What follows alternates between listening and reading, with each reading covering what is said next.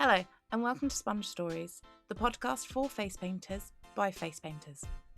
I'm Siobhan, the face behind Theatrics Faces, and I'm on a mission to lift the lid on what it really takes to build a face painting business, the good, the messy, and everything in between.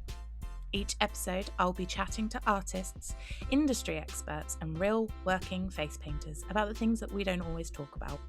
Pricing struggles, burnout, confidence, boundaries, growth, and how to actually make this job work for your life. So whether you're painting your first full face or juggling a fully booked diary this year, you're in the right place. Let's get straight into today's episode.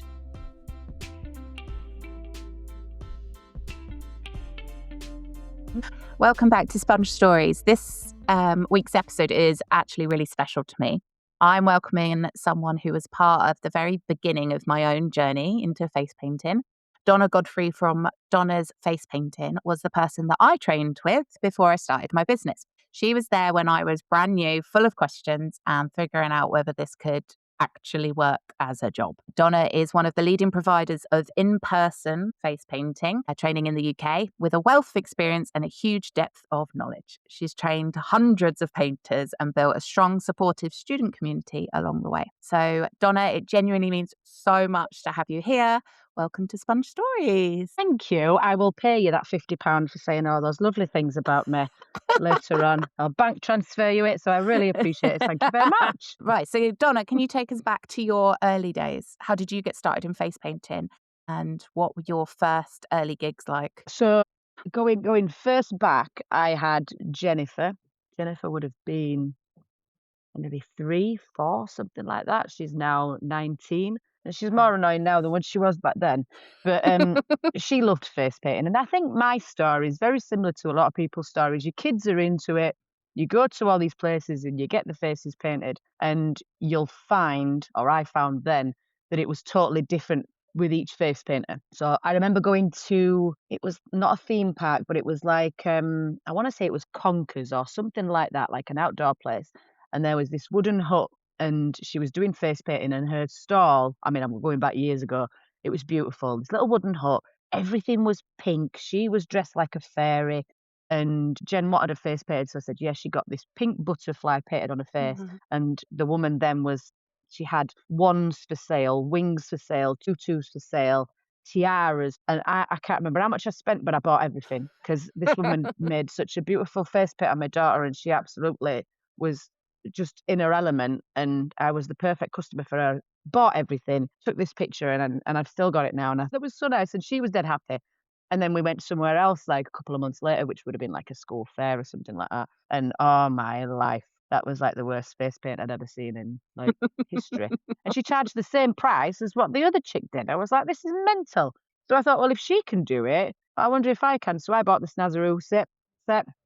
Had a play on her at home. Jen loved it, and like I got that mirror moment as well with my own daughter, which obviously is a big part of the job for us. And I just loved painting the face, so I thought, oh, I'll just have a little play. So I just was playing, and whenever friends came round, I was painting them, and I found that it was just constantly in my head. So I had the day job, but it was constantly in the back of my mind, like, oh God, I'll finish for another hour. I can't play with my face paints for another hour. And then I'd put some things online. I can't remember if I set up a page or not then, but I posted some things, and a princess party in Doncaster emailed me or messaged me and was like, we need a new face painter. His face painter's leaving. Would you be interested? And I was like, look, love, I am just having a bit of funny and I am no good at all. And she went, no, that's perfect. Like, we don't want anything fancy. We just need someone to help out for like I can't remember if it was like a 30-minute or a 45-minute period or something like that. So I says, go on, we'll give it a bash then. The other face painter showed me a few things. I practiced a few things and ended up working for them, doing face painting at their birthday parties for a good while. She doesn't use me anymore because I'm too expensive, but we stay friends. She uses some of my students. And then from there, it kind of just naturally, which I think, again, with a lot of face painters, it happens. It just naturally grows. Like, I have students on my class that go, I'm not doing this for a business. This is just fun. And I went, yeah, I'll bet you a bottle of Prosecco that you have a business. And one lady did rock up at an event I was doing with a massive Magnum of Prosecco. And she said, because you were in my town, I thought I'd better come see you and I owe you this. And I was like, what's this for? And she went, you said on the class, if I said I wasn't going to do it as a business. And I did.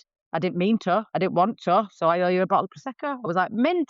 So I bet there's Nice. loads of other face painters that have done my course that owe me a bottle of Prosecco now. And how quickly did the novelty wear off for Jennifer then of having her mum painting her own Oh, face? so quick. So quick. I You think, didn't warn me about that when yeah, you did I that do my it in the training course. classes, but yeah, I didn't on the one-to-one. So fast. I would say maybe 3 months Mhm. max. And then did you have to do it? You have to pay them? Yeah, pay a I, pound I for paid mummy I to paid practice a her new in, design. yeah, Robux coins, Fortnite coins. I was paying him in that. Mm. My husband's never. I think I've painted his face maybe once, and he just flat out refused. No way, not helping You you. said to me, "Oh, you could get your husband to watch something on the TV and you could paint his back." And I floated that idea with my husband, Yep. and he floated the idea of divorce. So that was the end of that conversation. Really? He was like, Stephen didn't mind it on his "Absolutely back. not." No, he didn't mind it on his back. But Steve was gaming a lot more then than what he does now. Like he doesn't game at all now. But back then that worked. But he would never let me paint his face. Yeah, Jen's not into it at all. Leah, when Leah was born again, yeah, you get a little bit. But then as soon as you take them to a birthday party, like they're invited to and your face painting at, you suddenly, now I want it doing. Now you're the Mhm. coolest person in the room because my mate thinks you're mint because you do face painting. Like, no, you can piss off now. I gave you all these opportunities and you said no. So you can join the back of the queue like everybody else. Absolutely. Well, I've spoken to a few people now, and it's good to know that it's not just my children. It seems pretty Yeah. across the board. If they see their friend have it done, so when they come round for a play date and I'll do one of their friends, all of a sudden they're like, "Oh, if they're having it done, maybe I'll have it done." And I'm like, Come crawling back now, don't you?" Yeah, this is it. This is it. But I'm trying to think like, when was the last time I painted my kids' faces? They used to come to work with me at paper face events. And then I'd say, oh, let me paint your face so it looks like I'm busy or, attract Mm, people and stuff. But I think again, then it would have been like, I'll get you a nice latte or I'll get you a bubble drink or whatever else in exchange. It still costs me. But yeah, yeah. novelty wore off very, very quick. But that probably I owe that woman who had the pink everything in a stall a lot, really, because if I'd Have have you ever not found who stumbled she across was? her, no idea. No idea. Because I can't really remember where it was. I think it was like a conker's place, but it wasn't. It might not. I don't know. But yeah, but if I don't, would I have stumbled across it if I'd have seen another face painter? Do you know what I mean? Because Jen would have Mm. always had a face painted. Kids always have the face painted. So I don't know, but I'm so grateful for it because it's literally changed my life. I feel like I have What were you purpose, doing like before I you were have. face painting? So finance, payroll, I fell into that when I was pregnant, got a temping job, and they offered me a job after I gave birth to her, and they said, "When you've done your maternity, come back, we'd like to give you a permanent job." So I did payroll and then ended up working in a school, which was brilliant because it meant I had weekends and half terms Mhm. free, and then that's when the face painting kind of fell into the face painting around then. So I was like, this could work. But yeah, finance is so boring. No disrespect to anybody that does finance, but for me, it's not.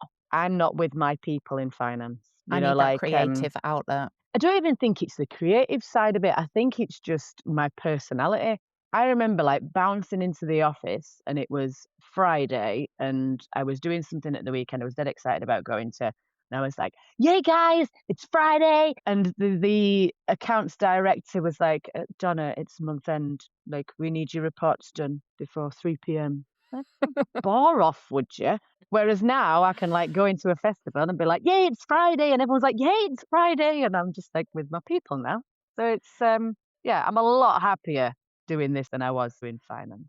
What are some things about this job that you wish you'd known maybe at the start or that no one really tells you at the start? I think probably more the admin side of it. Nobody sees how much actual admin is involved in not necessarily the face painting business, but any self-employment, how much admin there actually is. It's just my whole week is admin.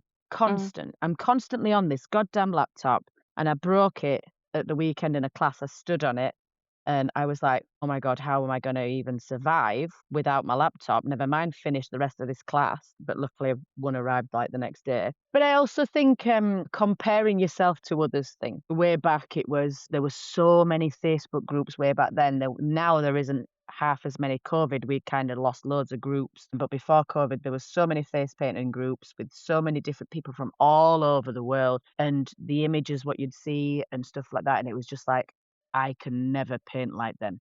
I'll never be able to paint like them. And then that's just a battle that you have in your head. And that still happens now, but not as much because we've got a lot more videos that get put out now. Way back then, it was just YouTube. So that I wish I'd kind of known to put my blinkers on a lot earlier than what I did. And the last thing would probably be how knackered my back is, which I'm sure Juliet had a really lengthy talk. She shouts at me all the time about it, about my back and everything that I do wrong. But yeah, my back's knackered from this job. Yeah, Absolutely Juliet knackered. told me on the pod the other day that one of the best things you can do is to learn to stand straight or sit straight. Yeah. It's so hard though, isn't it? Your queue's massive and it's it just doesn't become a priority. It's a bit like your health. Do you know what I mean? Like, you go, right, I'm going to lose weight and I'm going to get fitter and I'm going to eat better. And, just the eating better thing's like a big one. I'm going to eat better. And then you go to work. And so you set off at silly o'clock in the morning. You're late for your job, so you don't eat. Then you get there, you set up, right, I've got 5 minutes now. I could probably eat something. What is available at this event? Oh, there's a burger stall and there's candy floss and there's sweets. So I'm going to get a really healthy breakfast. So I'll have a bacon sarnie now. And then you don't eat all day and you're ravenous. You put your kit down, chuck in the van. All the shops are shut because it's Sunday past 4 o'clock. Oh, what's open? Mackey's. All right, I'll go eat that. So it's exactly the same thing with your back, I think. It's just when it's busy, it just doesn't get the priority of, in my view anyway, I put the customers and everybody else before my own health, which is Is not a that what you great thing. think it took you a little while to learn in face painting? Because one of the things I wanted to ask is, what do you think you only learned after a few years in the industry? What with the back pain or Mm, admin or everything? I mean, the everything. back pain I've only just really taken seriously since last year until it got to the point of I'd hurt it.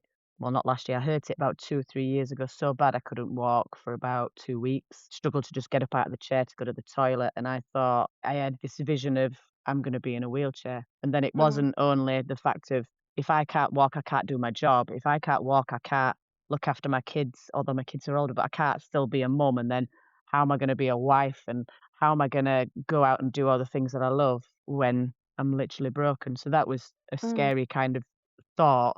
And then that's what made me go, right, time to lose weight, time to get a bit stronger. Because the doctor had said, like, you need the strength to do this job. Without the strength, you can't do it. So it's your choice. Lose the weight, get stronger, or pack in your job and change something else. And I was like, I am not giving up this job for anything. Like, I just love it too much.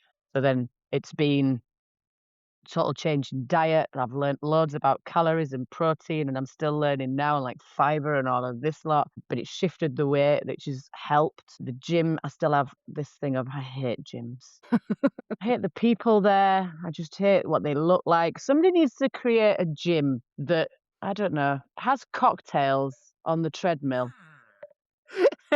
I'd go for that. So you have to burn the calories of the cocktail like a compulsory and then do extra, I don't know, So would it work for like a maybe carrot and a donkey? yeah, this could work. So you on the treadmill and you get closer to that straw of that porn star martini or whatever. And then I'd the be treadmill game for speed that. increases. Yeah, I like this. Right, this is my new business plan. When my back's knackered and I can't face paint no more, I'm gonna do Nice. gyms where people treadmill for cocktails to pumpy music. But yeah, I think going off on a tangent. But yeah, the comparing people to others, like I don't do that anymore at all. I know there's people out there that paint better than me, but my view of it is me comparing to them is not making my business any better. Mm. My focus is completely on my current customers, future customers, feedback, because that's where the money's coming in from. So How long have you that's my main been priority. But the start, I was very much how long have you been face painting for now? years 14. I'd say about 13 years, I Wow. think. And at what point would you thought this could be a full-time job, this could be my career instead of just at the weekends whilst doing finance and Never, payroll? never, never. I never thought I always wanted it to, but I remember at the very beginning I was like, "Oh my God, I love this so much. I want to do this full time." So I Mm. got my spreadsheet out. I love spreadsheets. I mean, but that's obviously maybe with the payroll background. We get the spreadsheet out and I go, right, I need to earn this much a month, which is what I earn in my day job. to do this full time. And then I was like, but there's only like say 4 weekends a month. So there's Mm. only like one birthday party each day. If I'm lucky, I might get two. Still doing two every day was not enough to match the salary. So I was like, well, that's just impossible. There's no way. There's no way I can do it. It'll always be a side hustle. And then as time kind of went on, more corporate work was coming in. And the corporate work was kind of like, oh, we need somebody on a Thursday. We need somebody on a Tuesday. We need somebody, these days that I was at work and I was like, can't do it. I can't. So I was turning down more work. So I got the spreadsheet out and worked out with these missed jobs and the potential with some other jobs that was in talks, I could do it, but it wasn't still like guaranteed. Mm. And then taking that step of going, okay, let's give this a go. That was scary. My husband had just 2 months before gone self-employed. And I remember him ringing me up and he was like, things aren't going great at where I'm working. There was a change in his ownership of the business where he was working at, and he'd spoken to an old colleague, and the topic of self-employment came up, and I kind of went, just give it a go. If it don't work, you'll get another job. Like what he Mm. does, there's loads of work opportunities. And then 2 months later, I was like, don't like where I work either. Like, this is getting really bad. What do you reckon about me doing? And he went, well, if it don't work, you got to get another job. And it was like, okay. So yeah, we pretty much took a gamble. It was October when I did my first month, so I thought it's fine. I've got a pumpkin patch. I've got a new pumpkin patch. The worst pumpkin patch I've ever done. Worst when I lost so much money in 1 month, and I was like, I'm fucked. Like I don't know what You to do. lost money at a pumpkin patch? Yeah, because I'd bought so much stuff for it. I bought a brand new gazebo, branded, my lovely branded gazebo. I Mm. bought that, which cost a fortune. And just wasn't, I was sat there twiddling my thumbs every day. And then after October, you think about it, you go to November, December, which is Mm. quiet periods anyway. Yep. So I was papping it. But luckily, some work came in for December. Obviously, the teaching was still kind of happening in January because I'd been teaching quite a long time, not full time, but anyway.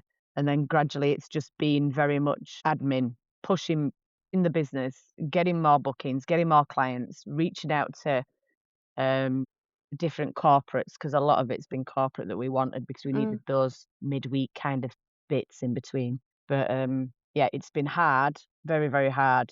But yeah, full time isn't easy. Really, really not. It's very difficult, but massively rewarding. And when you look back, what are some of the moments that you'd say you're most proud of? Would it be making the leap to full time and it working? No, I mean, going full time is nice, but I wouldn't say it feels like I feel more lucky than rewarded. I don't know. That feels more lucky. My massive reward thing for me, I get such a buzz from the teaching side of things when I get messages from students down the line. So one lady messaged me, I can't remember when it was, and she said, I came on your course. I don't know if you remember me. And some people I don't, it's awful, but most I try to kind of keep in touch with. She says, I came on your course because I wanted to fund my daughter's trip to Costa Rica or Costa Rica. Mm. So there was a school trip. She just couldn't physically afford it. She wanted to get some face painting in to earn the money to pay for her to go. She says, I'm just letting you know I've done it. I've earned the money. She's on her way. But can I also tell you, I'm now earning money that's supporting my whole family. So this isn't stopping, this is carrying on. So I could never find a job that worked around the kids and around my family life. My husband works full time, so I've always just been that mum at home who just cooks, cleans, and just is there. That she felt like that. And now I'm out providing for my family. I feel just this like she had a place as well. Do you know what I mean? Like she Mm. was part of this family and she was providing for the family and little holidays and stuff like that. And yeah, she just says it's changed my life. Like you wouldn't believe how much it's changed my life. And that to me is like I remember missing all my kids' stuff because of work. I missed the school plays this evening. I could never get to because it was always early Mm. afternoon. Jen's first steps. I missed them because I was at work. Like all this stuff. And people who do get into this job that have that role of my partner's the breadwinner and I have to kind of be the person at home, or they have to get this part-time job that, they miss everything. With face painting, as long as you've got that balance and you can go away at the weekends and you can still have all that lovely stuff during the week, and then you don't feel like you're missing like a lot of those special moments with your family. Or you can flip it round like I do and go, I don't particularly like my kids. So me being away every weekend is brilliant. Love it. Take me away. I'll go down to London and work away for the weekend. I get away from all of them now. Only thing I miss is my dog. That's the only thing I really miss. On the flip side then, have you got any weird or nightmare moments or gigs that stick in your mind? Do you know, I get asked this all the time, and I get asked this by customers. Do you ever get like customers who go to you, what's the weirdest thing you've ever had to paint? And they say that to you. What do you say? TARDIS. I had What do to you say to them when they ask you that? a TARDIS. I had to paint a TARDIS on a bald man's head. Love that. Like a Doctor Who. It was Love like a that. tree that went up from his eye to his head, and then the sky, and then a TARDIS. And I've never seen Doctor Who, so I was like, I don't know what a I TARDIS love that. is. So, yeah, it's the weirdest thing See, I've this had to is paint. where I really struggle to answer the question, because I don't think that's weird. I think that's brilliant. And I think this is where I You struggle, like because painting that a fried obviously, egg on people, don't you? I love it. Or Christmas puddings or whatever. Give me a bald man's head and I'm in my element. So yeah, I never look at any kind of face paint request as like weird. I mean, come on, I've been painting willies on people's faces recently, and that's gone like viral and stuff. So that to me is just normal. What's your worst gig then? And again, I can't think of like a worst. Okay. Because what I would say is, say I did a job once, and it was we're going way back, a birthday party. And I went there and it was pitch black and I couldn't see a thing. So I was really struggling. So I got my phone and I'd put my phone somewhere so I could try and get light and whatever else. I could have left that and gone, oh my God, that's the worst job. I'm not doing dark jobs again. But instead, then I went home and went, right, I need lights. I need lights stored in my car for if it's ever dark, I just go grab them. So then there's that. Then you could have it like, right, kids touching my kit all the time, kids in all of my stuff. And I remember that happening and going, right, I need to change how I lay the kit out. So now I'm going to turn the kit round this way so that they can't get to the front of the paints. They can go to the back. I'm going to move the chair. I'm going to have a sign here which stops them from coming through. I did get asked to work at a swingers club once, but As a the face booking didn't. painter? Yeah. So New Year's Eve in Manchester, there's a swingers club, and they wanted like face and body art painting on the guests. And I was like, you get these inquiries though, where you're like, are you a perv and you just want to do sexy talk with me? Because you've definitely got the wrong lass here. You've got a common Yorkshire lass. There's no way I'm going to turn you on, darling. But I had to research, and it was an actual swingers club in Manchester. So I'd explained like a price, and it was a very high price because one, it's New Year's Eve, it's Manchester, and two, you're going to have like, I'm going to swear, dicks and fannies everywhere. So it's going to have to be of a premium. So yeah, they don't think they booked because of, so they didn't book because of the premium thing. They did say, oh, it's out of our budget. But again, if they'd have given me the job, I wouldn't have been like, this is weird. Do you know what I mean? Like, I don't know. I just think whoever wants it, it's cool. But yeah. It's way more exciting than my experience. My nightmare gig, I lost my car in a field for over an hour. So I did a big event at Highlands Park in Chelmsford, and the parking's all on the fields, and it was a big sort of like festival. There must have been like 10, 15,000 people there. Right. And I was really smug because by the time the show started, I'd finished painting. I was able to go. And I thought, yes, I'm going to beat all the traffic out. But where I'd arrived in daylight and parked my car and trundled in and then went back to look for it, there was no signs or anything. So there was just fields and fields of cars. And mine's just a little black car in fields and fields of cars. And I walked up and down in the dark for over an hour. Honestly, the whole event finished. Everybody came out and no one could find their car. We were all looking and beeping our things. Wow. I had to wait until it was about 70% empty before I found my car. I rang Robbie like, I don't know what to do. I'm going to have to wait and be the last person in the field. Gosh.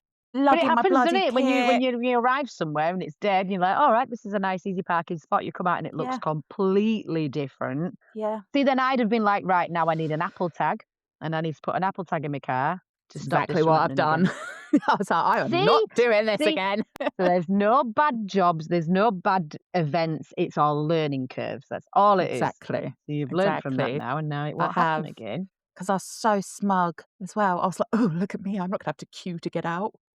And you were still queuing. Oh, well, no, you didn't want to queue if you waited for most of them to go. Exactly. I didn't have to queue because I was like, the only bugger left. So did you make a load of money though? Or?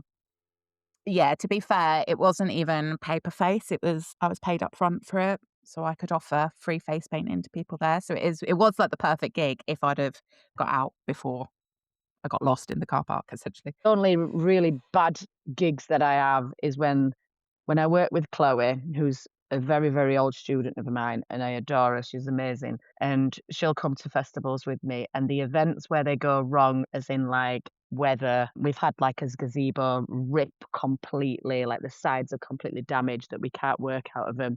And we've had to work out like under, or they've given like us horse boxes and stuff before. So the events where we lose a lot of money because things have been damaged and whatever else, that's bad, because then me and Chloe are not great together, because we'll leave that and we'll go, we're feeling a bit sad. What will make us happy? Let's go spend £500 in this bar. Let's go do that. That's the best thing that will deal with this situation, that we've lost £1,000 today on a new gazebo sides. Let's go blow even more money. That'll make us feel better. Yeah. And then we go and have a great night. But the next day, then I go, now I'm 1,500 quid down and I need to make that back somehow.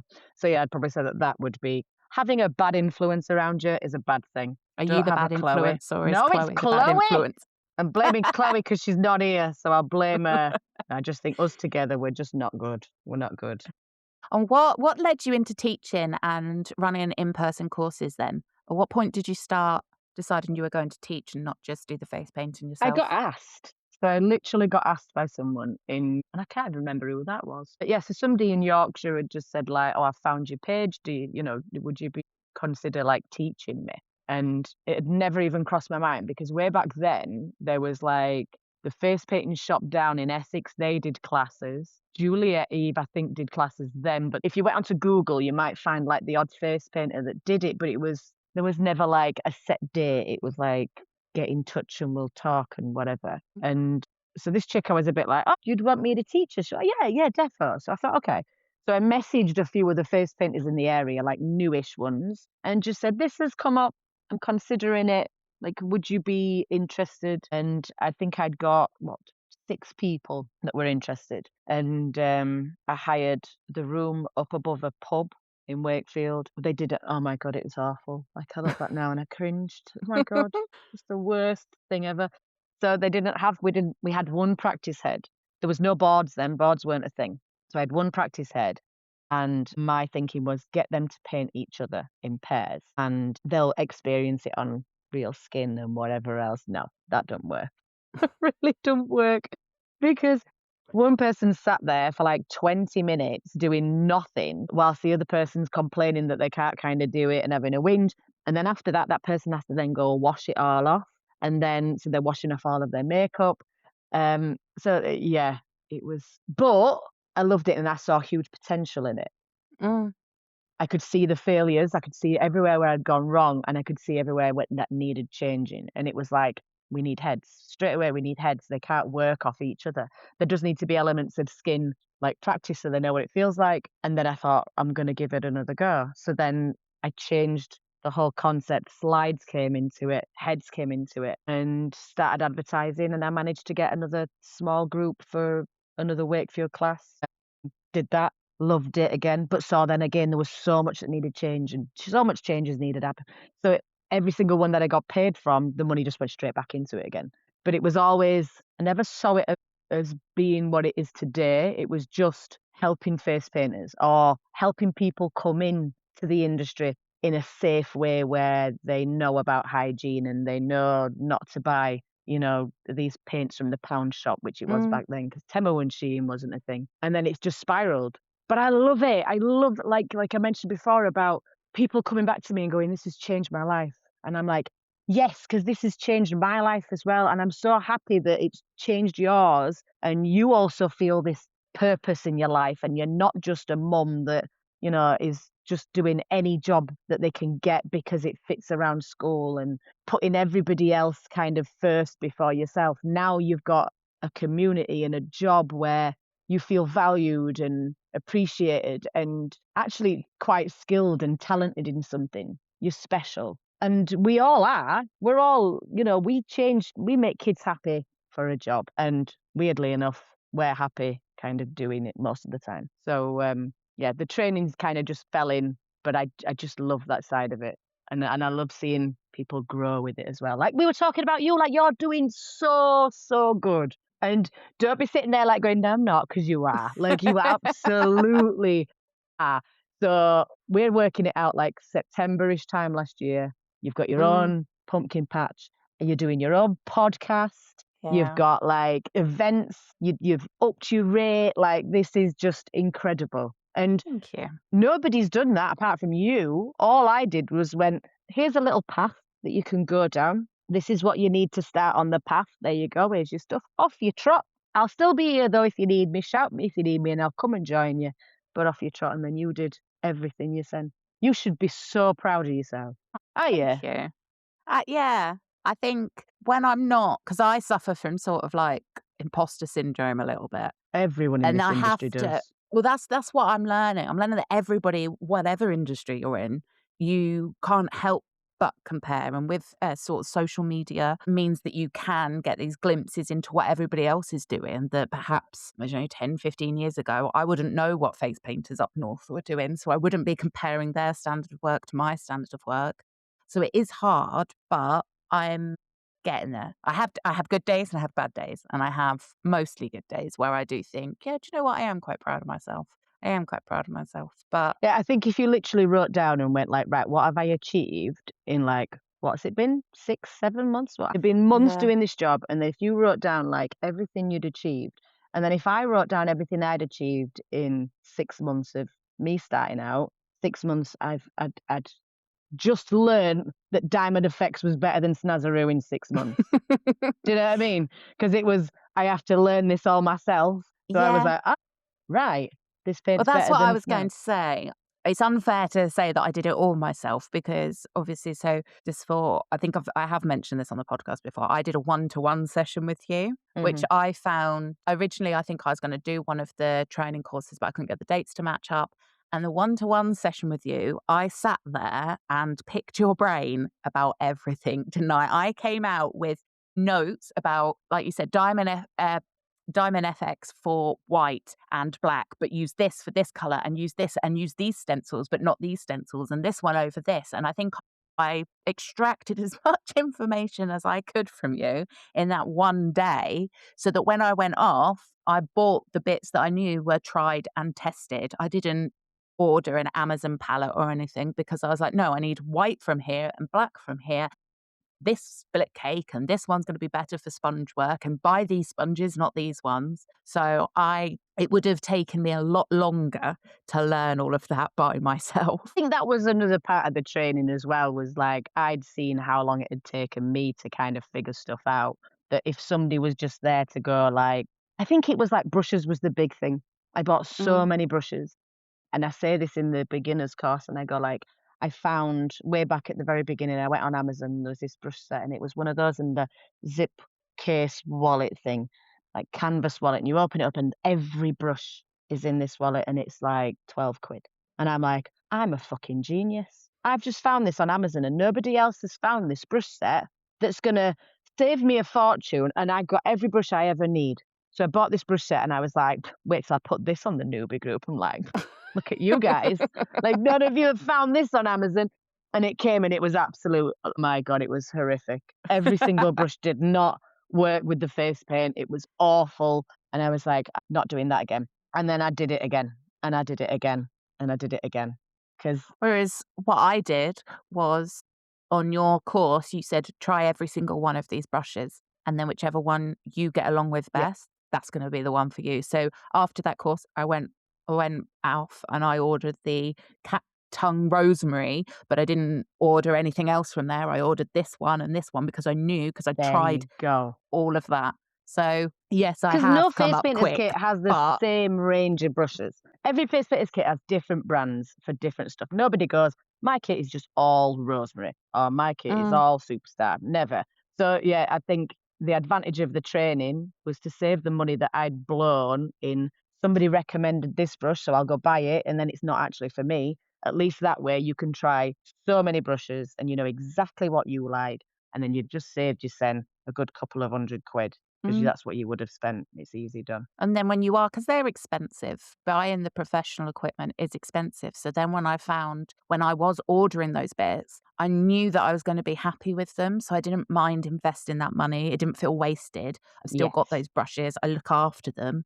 And yeah, I learned lots of little hacks from you, like cutting the little baby sponges up instead of... Well, Juliet did give me that though, to be fair. Shout out to Juliet. She is super, super clever. But yeah, the baby sponges thing was an amazing hack, especially for like we do walkabout face painting Mm. where we need millions of sponges, and the Tesco ones are a little bit big for it, but a hell of a lot cheaper than going out and buying loads of, say, the tag half cut ones. But yeah. Yeah. But this is it. And jams, you can get a similar thing from jams if you go and kind of chat to people. But just the advantage of a classroom, not classroom, because my classes are not like a classroom, but anyway, a course where it's literally like, here's everything, have a bash, see what you like, Mm. make a note of what you like, and then you know what to buy. I think it's really helpful. Super, super helpful. Have there been any points in your face painting career where you felt close to burnout or like you've been doing too much and you need to step back from some of it? Loads, loads, loads, loads. I don't even think I could pinpoint one. I know there's times where it's affected kind of like my relationship with Stephen. He's an incredible man, but he won't ever listen to this podcast. It's absolutely fine. Because I've never said that to his face. But he is. He's a really, really amazing guy. But at the beginning, he was under pressure with what he had going on at work. I had the vision of want to do more face painting than anything else. So I was working 7 days a week, every week, doing the day job and then face painting. And then in evenings, it was admin. And I was so determined to kind of make it grow that had an impact there. Of we were kind of like, not fighting, but it was like the kids need seeing to, because the kids were younger then. Like, who's gonna do the school run, or who's gonna feed the kids, and who's gonna do that pile of washing and whatever else. But we both felt like our job was more important, if you know what I mean. So there was the battle of like that. And what's difficult as well when kids are that age, what I struggle with as well is with the face painting job being weekends and birthday parties. I've got 3 children who are prime birthday party age, which means that it kind of falls on Robbie to do all the Yeah. birthday party runs for them. And that's not really how he wants to spend his weekend, is it? No, I don't think Stephen ever went to a birthday party on his own. He just wouldn't do it. He wouldn't do it. And so then But I yeah. feel guilty that the children are missing out because I'm prioritizing work and I think, oh, they only get to go to birthday parties like this for a couple of years. Maybe I should do that. And it is difficult finding a balance, isn't it? Definitely, definitely. But I always said to them, like, I was like, so say if I did a job and I got paid quite a bit from it, I would really kind of then bribe them. I was like, right, we're going shopping. Mum's earned some money. Let's go to Meadowhall. Here's £200 for you, £200 for you. Get whatever you want. And at the end, I'd be like, this is face painting money. Like, this is where that's come from. So, you know, those weeks where you've not seen mum and mum's been, you know, a bit of a miserable cow, this is the benefit of it. And it would be the same, like, right, we're going to have a little weekend away. Let's go to Alton Towers, or let's do this. And again, this is face painting money. This isn't, do you know what I mean? I don't know if that's a good thing or a bad thing to have Well, kind of done. It's teaching them work ethic, isn't it? It was trying to make it clear that, you know, the sacrifice of you not seeing me is that there is a benefit now and again. I mean, now it's like, I don't even see them now. They just stay in the rooms and they come out for food and, or with a Shein basket. Can I have this? That's probably all I have, the communication I get now. But yeah, when they're younger and at the start, it was really, really hard. I wish I'd fallen into this industry when I was a lot younger. And I've got one student who joined the class. Was she 16? No, Ava. Can't remember how old she was. She was only young. She came with her mum. She's smashing it. She's won business awards. She's at so many different events. She's fully booked for like 6 months in advance. I'm so proud of her. I don't regret it. I just think it would be great to have done this when I was younger. But who at school ever goes, I'm going to be a face painter, next to the kid that goes, I'm going to be a doctor and I'm going to be a surgeon and whatever. It's, you know, I'd be a face painter. That don't happen, does it? Yeah, we come back round to the same conversation about it being a proper job. Yeah, proper job. I love that though. Proper Is this job. your proper job? Yeah, what do you do for your proper job though? Pole dancer. That's my proper job, darling. I just do this for fun. So going off of what you've said about sort of the prime age, not that there really is a prime age, I suppose, but because I just feel tired all the time. You've recently shared that you're going through the perimenopause now. And what has that experience been like for you? This is still very quite new a physical job. Yeah, this is still very new. And you won't believe, like, I sat on it for months. I would say last year it was when I'd kind of had an inkling. I went and I did a private blood test because I was like, I'm not going to my doctors. They're going to fucking laugh at me going, hi, I'm 42 and I think I'm perimenopausal. They'll be like, don't be daft. Because I was thinking, don't be daft. So I paid for a private blood test. They just come out, you prick your finger at home and you post it off. And it came back and it was like, yeah, I can't remember what it said exactly, or the scientific, whatever. But this is low, which indicates you could be in perimenopause. And then I went to the GP, and a lovely lady though, but they're not much help. And I explained that the periods were all messed up. And what drove me to go and get the blood test and to go see the doctor was I'd gone to the Asda car park, literally up my road. It's a tiny, tiny car park. Parked the car, did my shopping, came out and stood at the car park and thought, I have no recollection of driving my car in this car park today. I don't know if I've come in the car or the van. I don't remember. And I don't remember where I've parked or how I got into Asda. Like, I just remember doing my shopping and now I'm here. I've never had that in my life where a complete, you know, when you're like, what's the name? It begins with a. There wasn't even a begins with a. There wasn't even a. I just could not remember at all. But luckily, I didn't have a massive field like you did. Otherwise, I would have been knackered. It was a small car park, but I still had to walk around the car park to find either the car or the van because I didn't know where to come in. And then I was like, right, this is bad and this isn't normal. So this has to be something to do with it. I'd also was teaching and forgotten the name of the filbert brush. And I was like, so we can also get, and it was just stopping my tracks. And I was like, shit, what is that? A flat brush with a rounded edge. But I'm stood in front of students that are looking at me thinking, well, this woman's meant to know what she's on about. And now she don't even know what one of the brushes is called. So she's chatting a load of crap because she can't even. I was like, nah. So anyway, yeah, so I'd said these symptoms to her and she was like, right, are you having hot flushes? And I went, God, no. Says, I'm freezing. I am like, literally, I've bought a heated blanket. My husband doesn't let me have the heating on anyway because he's a tight Yorkshire man. But for the minute, like 30 minutes I'm allowed it on, I'm there with the heated blanket. I said, so I don't know what that is. And she went, oh, that's a sign of perimenopause. I was like, oh, buzzing. And we'd gone through other things and she basically said, it probably is. It sounds like it is. It is.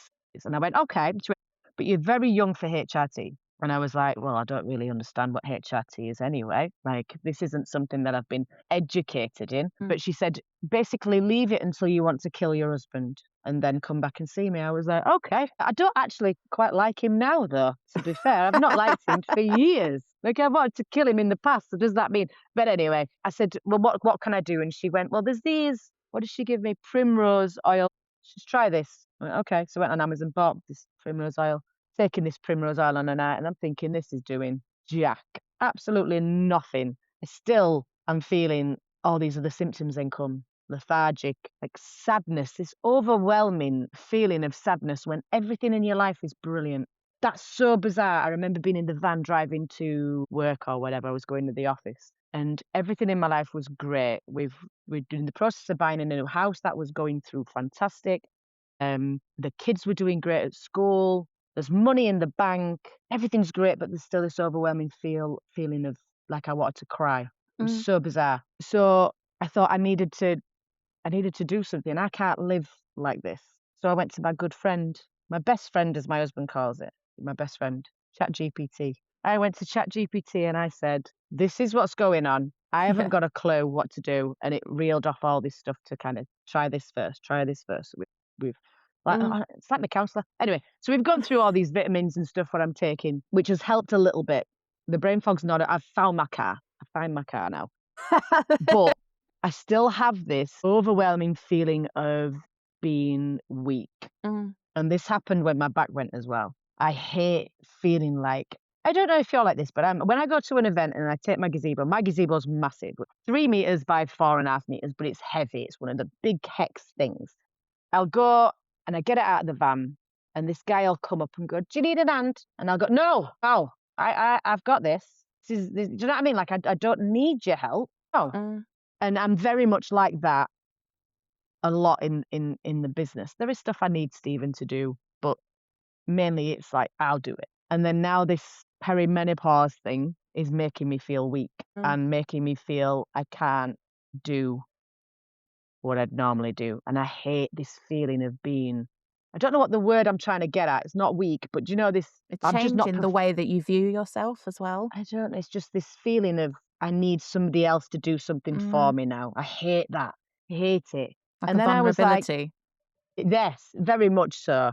So I was thinking then, like, I don't want to tell anyone. I don't want anyone to know because everyone's just going to view me as now I'm weak and I'm old. That was the other thing of feeling old. And I don't think I always joke about me being old and then wrinkles starting to come and whatever else. But mentally, I'm still in my 20s. I still drink like I'm in my 20s. Don't have the hangover like my 20s, but I still drink like I'm in my 20s. I still dance like I'm in my 20s.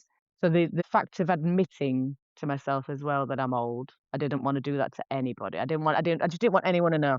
I've not even told really all my family. I just don't want anyone to view it any different. But then as we were getting to events, like I spoke to Chloe, but she's too young. So she was not really like, she was like, oh, you'll be fine. Bit like my husband. You'll be fine. You know what I mean? And then as I was opening up to like the odd face painter, they were like, I'm going through it. Do you do this? And I go, oh, right, yeah. Is that a sign? And they go, yeah. And then they go like, oh, I was doing this and these hot sweats. And I was like, oh my God, this is mental. And then I spoke to another person and she said the same. And then she was like, oh, but I did this and this happened to me. And I was like, hang on, how many other face painters have gone through this without actually helping each other?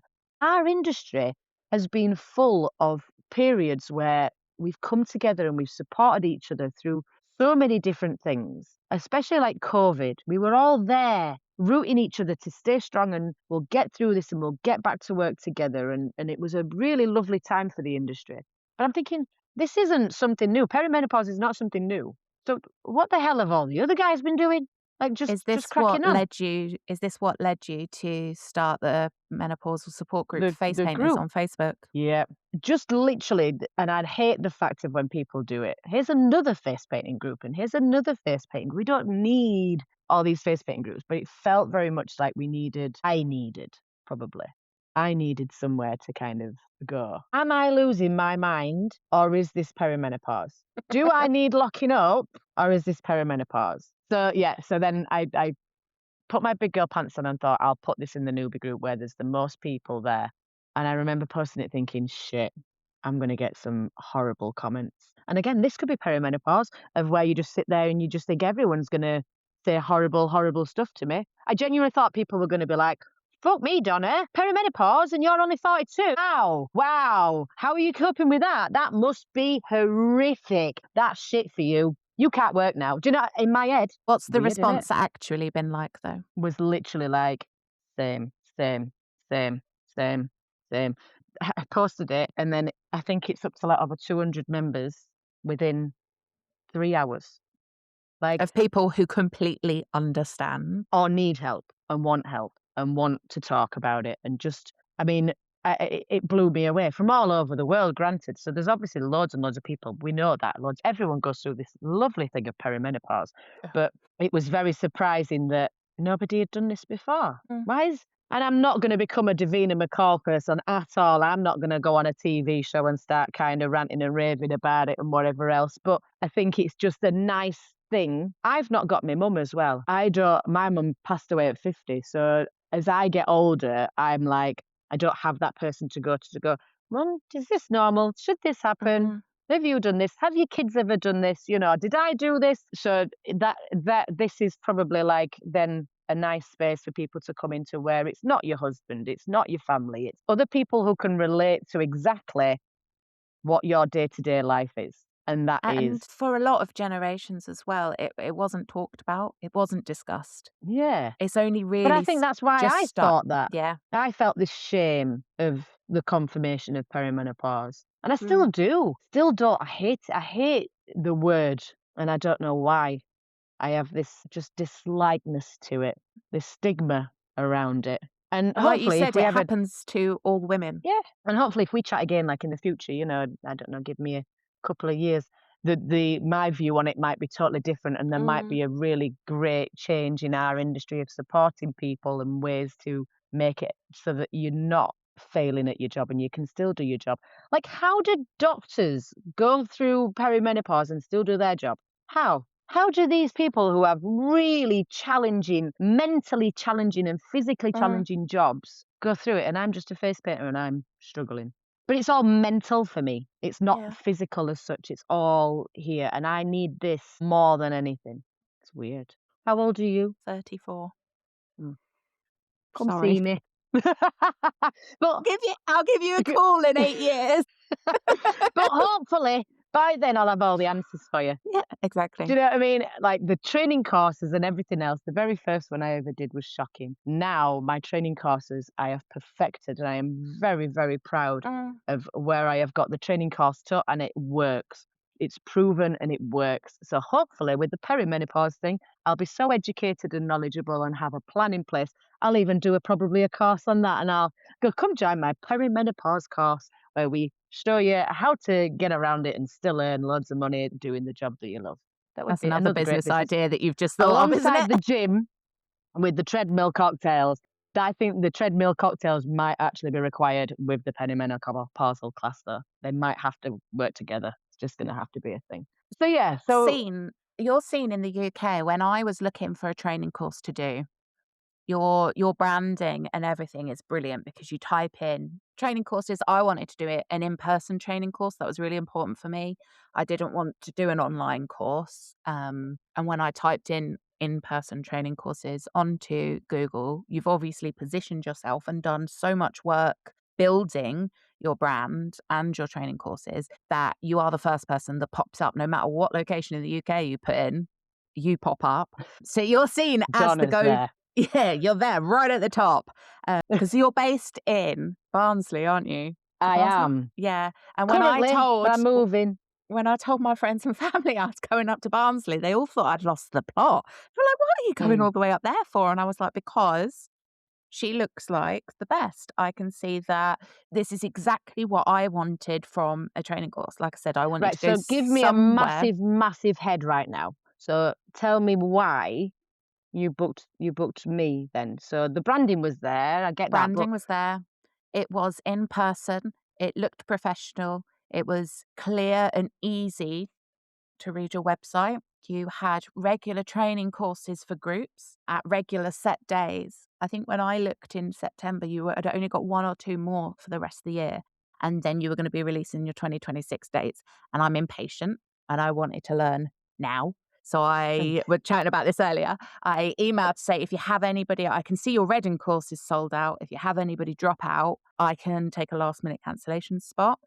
And then once that date passed, I was then like, sod it. She offers one-to-one. I'm going to inquire about doing a one-to-one, and I'm just going to go up to her because I want to learn from that. I also stalked your Instagram quite a lot because I'm creepy. Oh, right, okay. But you have to do that though, don't you? You don't ever buy anything without of value, shall we say? Do you know what I mean? And I've said this a lot to other people. Say you're going to buy a car. You're going to go buy a car. You're investing a lot of money in this car. It needs to tick the boxes. You don't just go and go, right, I want a yellow one. I'll buy that. It's the same with face painting, really. It's any aspect of face painting, just as a face painter. I need a face painter. They don't just go and type the first person and book them. They're going to look at your Facebook. They're going to look at your website. They're going to look at your Instagram. They're going to look at your TikTok. They're going to look at your reviews. They're going to put you into Google and see what pops up, and then your criminal records there and whatever else, So it's all about making sure that everything kind of promotes you and what you do without bullshitting as well. The courses have always been as clear as possible. This is not a classroom style training course. This is not a slide training course. You have got someone very loud at the front of the class, very Yorkshire, who can be a little bit scary. So if you're not up for that, don't book on. Do you know what I mean? If you want a lovely, sat down, structured kind of, I don't know the word for it. I keep going to professional, but my classes are professional. They're just fun and silly and professional. But if you want something that's not that, I'm not the teacher for you. But what I've found over the time is that there's so many people, and I was like it. Nobody I know liked school. Nobody I know liked going to college. Maybe some people liked university because they were going into a certain subject that they really wanted to excel in, but nobody enjoyed that classroom-based learning. Someone telling. I much preferred doing. Yeah. And that was always part of what I'd learned from the first class I'd done. The doing part worked, but not on each other. The doing part hands-on from the very beginning. Mhm. And you did a one-to-one with me, but it's a little bit similar to the group classes. But you come into the group class and the paints are literally all out in front of you. And we have maybe 10, 15 minutes chat, introductions, and I go, right, grab them, paint, do it. With no training, just go paint. And they all Yeah. go, shit. Like, and they want to leave. But it's this icebreaker thing that's in the class of let's just chuck you in Yeah. and then you're ready to go.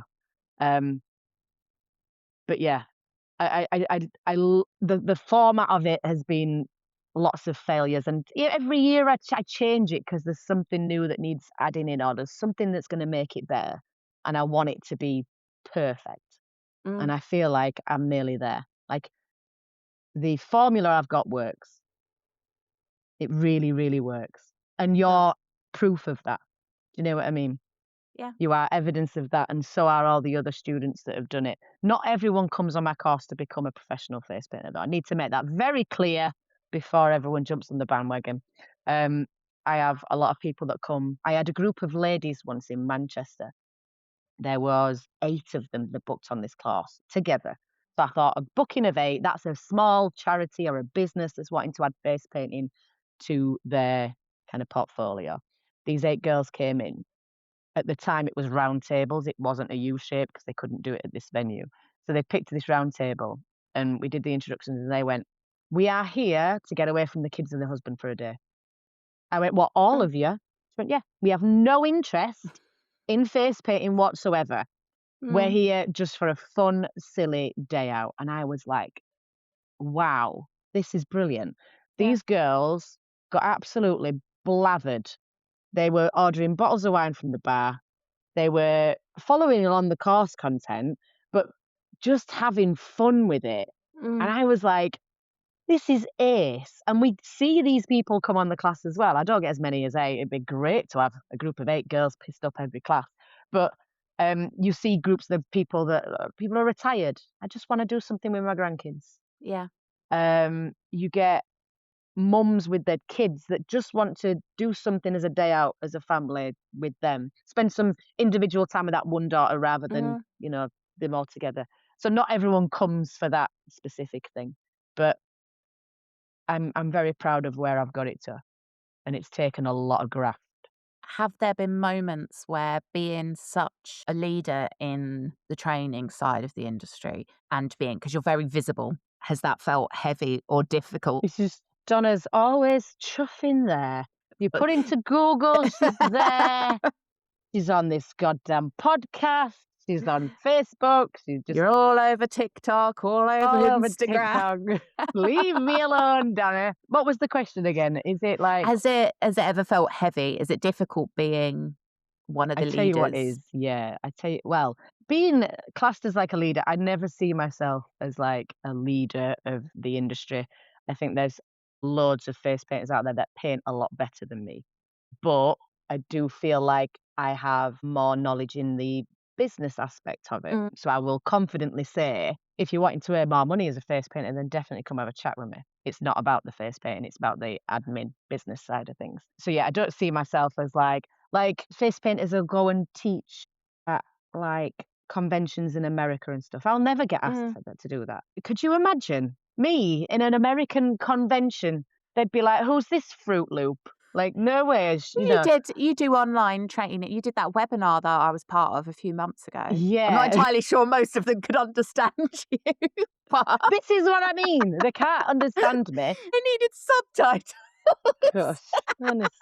And I do want to go to America. I do want to go over to America and do my beginner's course in America because people are asking for it. But yeah, I think this is one of the other things. When I first started face painting, the industry was very different. The face painters in the industry, no disrespect to anybody who's been going as long as me, they were like very hippie vibes, very colourful, very, I don't know, however you would explain that kind of vibe. I stood out like a sore thumb at the first jam I ever went to. I went in a pair of jeans and a hoodie, and everybody else there is in like flowery skirts with big bright Bohemian boots and creative. dreads in their hair, bohemian, that kind of vibe. And I was like, I just do not fit in this at all. This is not like, how am I going to get work if every customer expects the face painter to look like this? And I remember once doing the Princess company I used to work for, and she said to me, oh, as Princess is sick, could you possibly do face painting and entertain the kids? Like, you've seen how the party works as a fairy. And I was like, mate, this is like you're ordering from Temu, your princess fairy from Temu here. This is going to massively disappoint. She went, no, the mum totally understands. They just don't want us to cancel. Never again. Never, ever again. Now then, in this beautiful pink leafy dress. You could have Right, been like kids, come Scary down here. Spice or something, Yeah, couldn't you? honestly. I mean, I was dead proud of what I'd done, but I just thought from people looking in, they would have been like, the Wish, that was it. It was Wish back then, not Temu. So yeah, ordering a entertainer from Wish.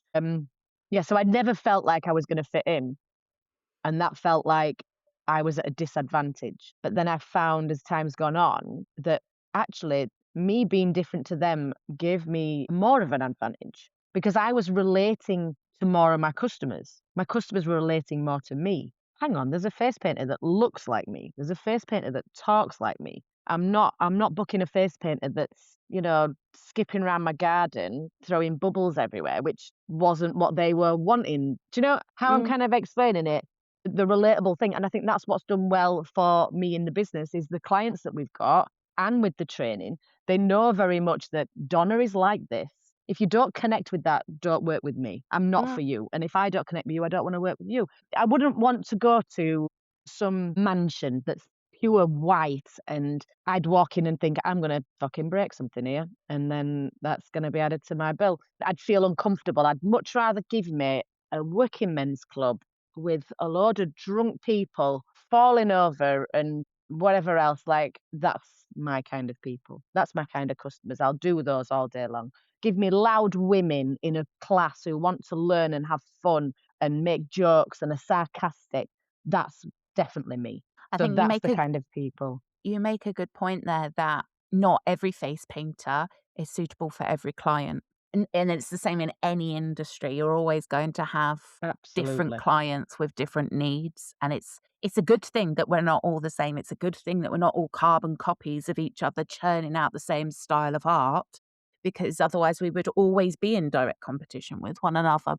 Exactly. You need different face painters we spoke about this a little bit earlier, to appeal to different clients, different clienteles, different price points, different types of events. So as a single face painter, you can't do every single event that's on every single weekend. So of course we all need to be different, and it's important. We to need more remember face that. painters to meet the work, but not only that of where, right, well, my area will only have, I don't know, 100 birthday parties in a month. Therefore, we only need like 25 face painters because that 100 people might not want you, but that's not a bad thing. Like, and I see this quite a lot in the industry of people like going, well, this is my patch, therefore anybody who wants a birthday party in that area is mine.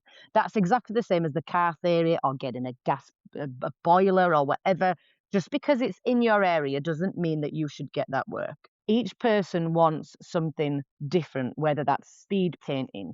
Maybe they want you dressed as a fairy, but they want you to be a decent fairy, not like Wish fairy, like me. Maybe they want a Wish fairy and they want a Yorkshire lass dressed up like a. Do you know what I mean? It's literally whatever the customer wants, that's what they're looking for. And sometimes we can't provide everything. You are better off working harder at the qualities you have and the skills you have to make you brilliant and the best in that area than trying to do everything and making you average overall. So I'm good at teaching people in a hands-on, fun, silly, interactive way. If they want that, then come to me. If you want a little bit more structure and a slower paced class, Juliet's the one to go to. And I've always sent people her way, and she sends people my way because we Mm. know that they're not the right student for us, and they're not going to get the best out of it. How do you, I was going to say, how do you stay grounded? But I suppose it's how do you deal with differing opinions or heated conversations without getting too bogged Very down badly. into it all? Very badly. No, I don't think I do no, I think I'm all right. I've never gone up to someone at an event and gone, you've said this and I'm going to have it out with you. Never done that. But I've always stood up for myself where bullies are involved. Mm. I'll never have anyone try to bully me. I hate people that are mean a lot of the time for jealousy or for whatever reason. There's just no need.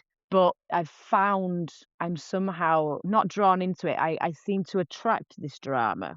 And I have said this year, I'm trying to take a step back and trying to not be involved in the drama so much. Because I think with perimenopause as well, there's a good chance I could probably do and say something that I would regret.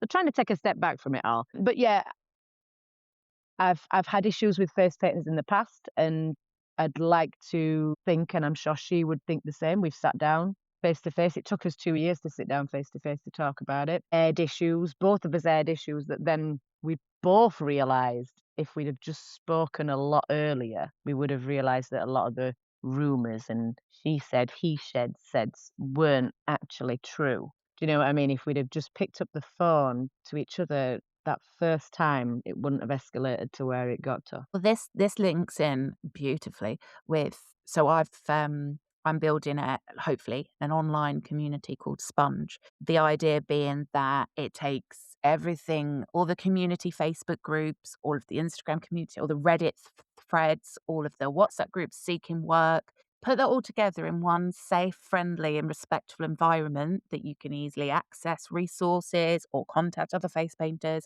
or ask in threads, and somewhere that's away from the negativity that can come with Facebook, because there's something about Facebook that rubs people up and they Yeah, read something and they react in a way that if you were sat face to face with someone, you wouldn't react in that way. And if you were, like you absolutely. said, if you sit down to discuss a difference of opinion or a difference in approach. 99.9% of people will speak to each other with respect, but there's something about a Facebook comment thread that you get all sorts of riled up and everything gets misinterpreted Mhm. and it escalates in a manner that it wouldn't escalate like that if you were just sat having a face-to-face conversation as two professionals in the same industry. Absolutely. And I honestly think we need that. I think I always talk about our industry. We have these highs and lows. We have periods where we're high and everyone's so supportive, such as COVID. COVID was such a tough time for people, but when you look at the community aspect of it, we all came together and supported each other. And then after COVID, there was so much work because loads packed in. But then it was fighting for work. So then we have this lull. January, there's always a lull because there's no work. So everyone's like, "Rah, rah, rah, rah, rah," everyone's perimenopausal in January. Geez. But I think recently we've been in a lull for probably nearly a year now, which is a lot longer than what the lulls normally are. We normally have really nice highs for long periods and a little lull where everyone has disagreements, then we're back up. And I don't know if it's part political as well, with how divided the country is on political views and everything else, that maybe that's just how people think now and express themselves online, that it is you only comment if you see an opposite view and you want a debate. Like, I don't know. I see these all the time and I very rarely comment on ones that I disagree with. I like to go on with a GIF. I do the popcorn GIF all the time, trying to say, look at you guys. You're Mm. arguing and arguing and arguing and you're entertaining most of the people. Do you know what I mean? I think as well, it's really important to say that there is absolutely a time and a place for debates and for opposing points of view. And we've Yes. discussed the possibility of having maybe a one-off special on on this podcast where Yeah. two face painters could have opposing points of view, whether that be on pricing or how to get work or training or I whatever is would love that. sometimes seen as a controversial subject. It's okay to disagree and it's okay to have different opinions. It's just how we voice those and how we put our points across, and I suppose maintaining that respect. And I struggle a lot with people these days, I think because of social media, that you have to have an opinion on everything and you have to share that opinion. And sometimes it's okay to just say nothing. You don't have to put everything out. But yeah, if we could set up something where there was maybe a hot topic or a controversial topic, I'd love and that. people could discuss it in a really sort of kind, respectful way to give opposing views, then that might be more beneficial for the industry as opposed to repeated comments on various Facebook threads and Yeah. bickering and It would, arguing. and this could probably solve a lot of the problems. Like, I don't know why we're in this long lull, and I think this debating thing. I think you'd have a queue of people that would love to debate with me. I bet I've got one I've already told you about that I'd love to have a debate with her. And it's going back to the same thing of with the other lady. If we'd just spoke at the beginning, and the issue we've got now is we're civil with each other. We're still blocked on Facebook. Do you know what I mean? We're still blocked each other. We don't. But that's because it's been left so long. It'd gone on so long before we sat down and had that conversation that it's not repairable to build that trust again. But I genuinely think if we sat down way back when with a mediator anyway, which is another thing I did ask for. I did ask for a mediator to sit there, but again, not going into naming names and naming things, they refused. And I think that would have genuinely solved it. And that would have not even making it public, but I think also making it public, then other people can hear different views on it in a way. And I don't think a debate has to be seen as a negative word or a negative Yes. thing either. It's Yes. like you can be friends with someone and not agree on everything. You can work Absolutely. with people and say, well, actually, I prefer doing my spreadsheet this way and you prefer doing it this way. Doesn't mean either of us are wrong. It just means we both like different things. And that's the same with a lot of clients as well. So, like, what I see is when a face painter has a corporate client, and then for what is the reason that they don't book that face paint again, they book someone else. Automatically, that face painter who's lost that job goes online or wherever and goes, this person's undercut me. This person's taken this job that I've had for so many years. I've worked so hard at this. Me, poor me. But never once have they actually gone, hang on, actually talk to either the client or that other face painter in a nice way and find out what actually happened. Because majority of the time, the corporate clients that come to us and go, we've used this face painter in the past, we'd like to try you. We'll try you, yeah? Try you. Yep, great, we want to use you. And I go, why? We're more expensive. Why are you going with a more expensive one? And they go, well, you offer it this way. You do this. You do this. And I'm not revealing all my top tip secrets here for everyone to nick. But yeah, because you do X, Y, and Z, which is what the other face painter doesn't do. And it's small, tiny little details. So if I ever lose a corporate client, if they're not willing to tell me what it is I've done wrong, I will look at the next face painter that's gone in, look at how they're running their business, and then I will sit and review myself.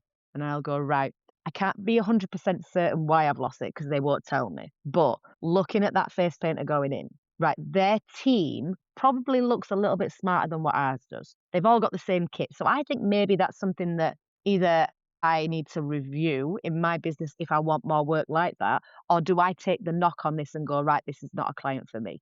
Do you know what I mean? So it's constantly like, it's opening your views to and not other taking opinions. it personally as well. Yes.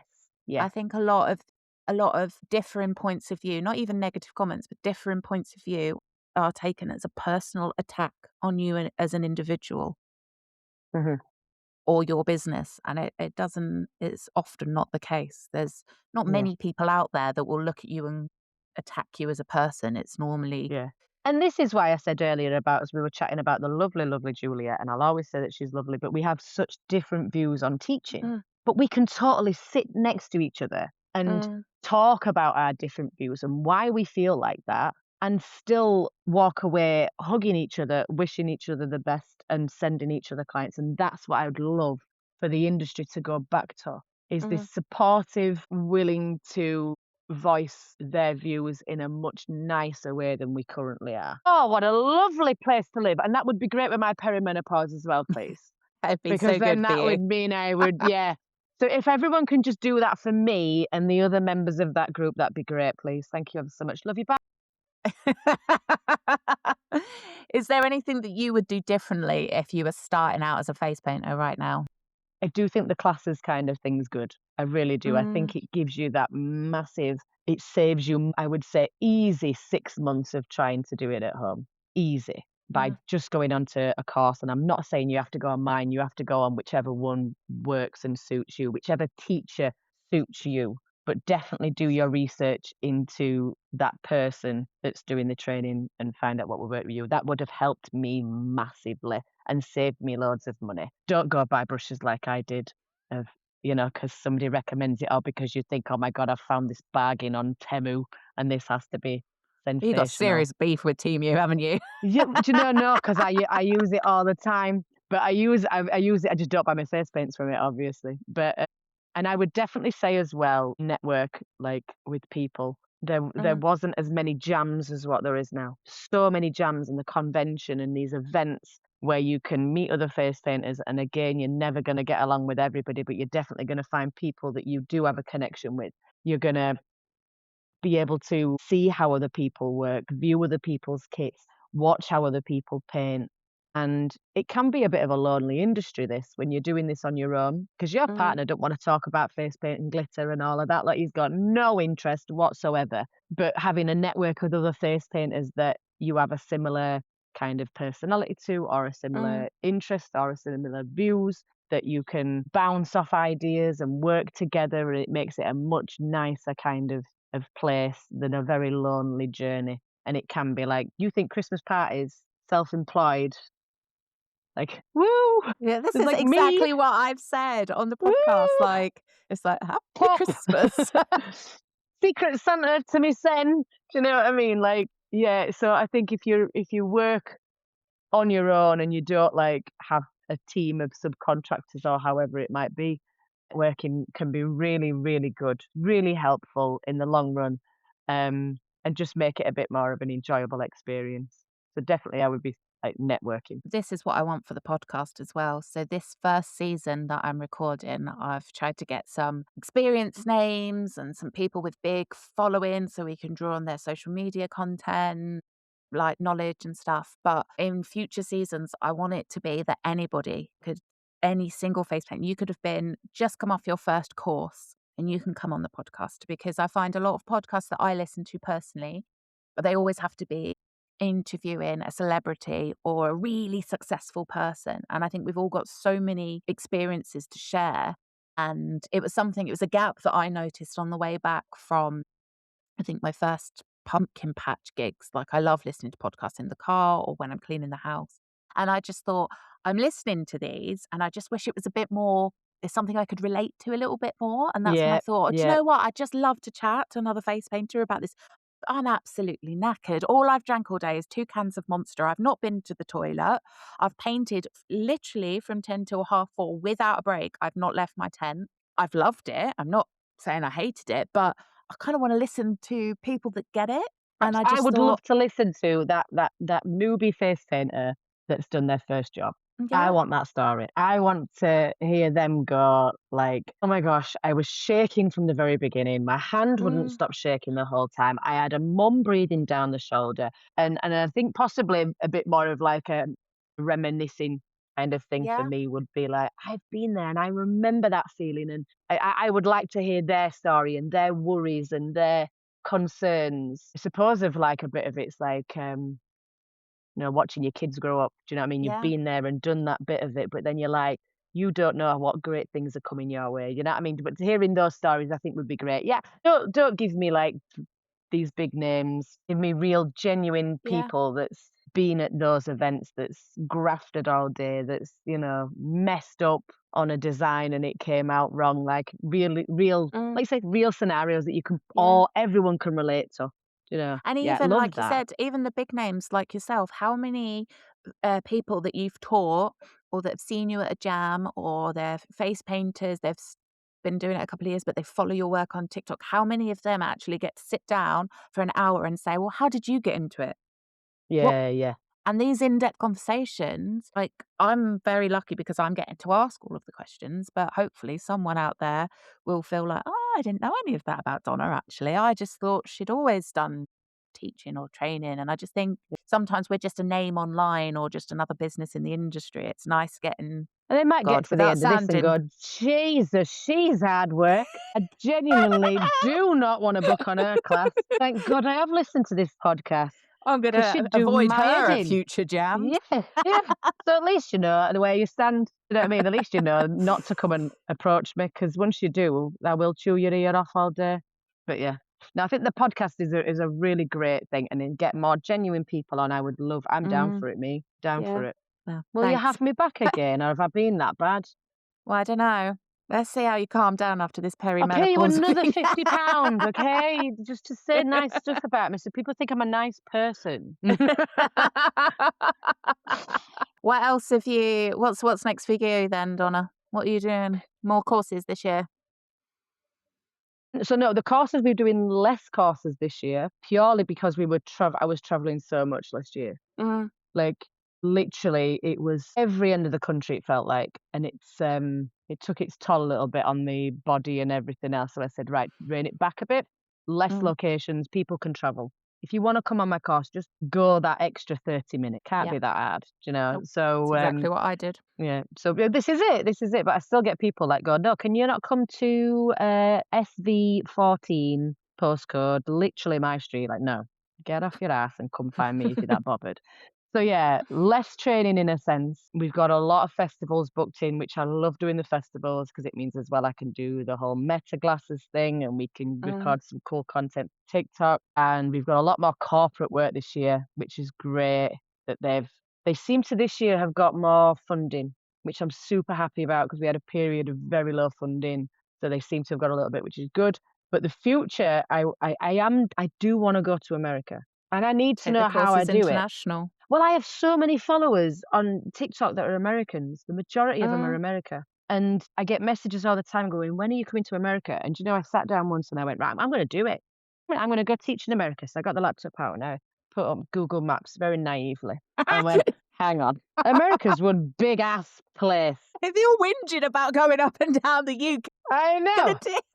So I went, okay, how long does it take you to get from, say, there to there? How many days? What? It's like, how? So yeah, and then I closed the laptop and went, no, not doing that.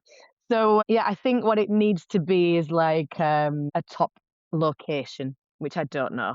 Maybe Somebody tagged said on New to York or one of something, their or tagging. conventions or something. Yeah, the thing is I want to teach the beginners. Yeah. Like I much prefer teaching beginners than I do enjoy teaching actual face painters, because I find when I'm teaching face painters that have been doing it a while, it feels a little bit like, you already know this. Do you know what I mean? I'd love to take the actual Donna's face painting beginners course to America, set up exactly like it is in the UK, taught exactly like it is in the UK, and see their reaction. Do it for a whole How week. do you think they'd react? I suppose it depends on what area of America it would be as well. It's like north and south of England. I would recommend taking, I don't know, someone maybe from the home counties with you, so to act as a translator. Oh, right, yeah, okay, I need that. Donna's just said, What get she your means backside is- into gear. No, I think it'd really work. I think it'd really work, especially if there's demand for it. If you don't give it a bash, you don't know, do you? Give everything a try. If it fails, you learn from it. If you don't, winner, make Well, it that's better. it. If you're not taking the leap all those years ago and said, actually, I want to be self-employed too, we wouldn't be having this conversation today. Exactly. And if you'd not booked on that one-to-one, what would you have been doing? Exactly. And you replied, I think your admin assistant replied back, there was 2 or 3 other in-person courses I'd contacted. I think one of them was in London, so technically easier for me to get to and closer. And they didn't reply back for a couple of weeks after I'd already done my course. But yeah, you'd replied back, so She's worth her money now, isn't it, my Yeah. little admin assistant, because I've Yeah, just she's got brilliant. no time in the day to do everything. Right, that means I've got to give her like a little bonus now, innit? Now you Yeah. said that on the You should do a podcast, so she'll shout out hear it. for her. She will hear it. Alison, big up Alison, my little VA. Right, I'll send her something nice, maybe. There you go. Well, thank you so much for coming on the podcast. And Thank we you will for having me, definitely have you genuinely, back. because it's definitely like a love-hate relationship with me. So I appreciate you having me on anyway.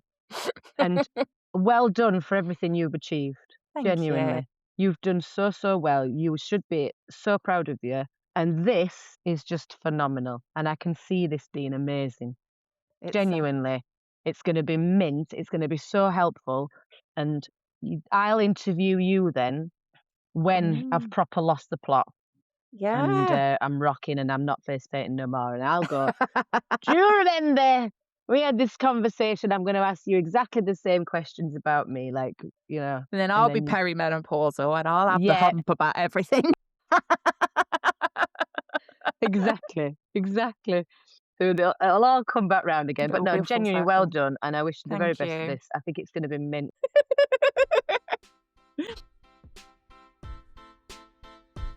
That's it for today's episode of Sponge Stories.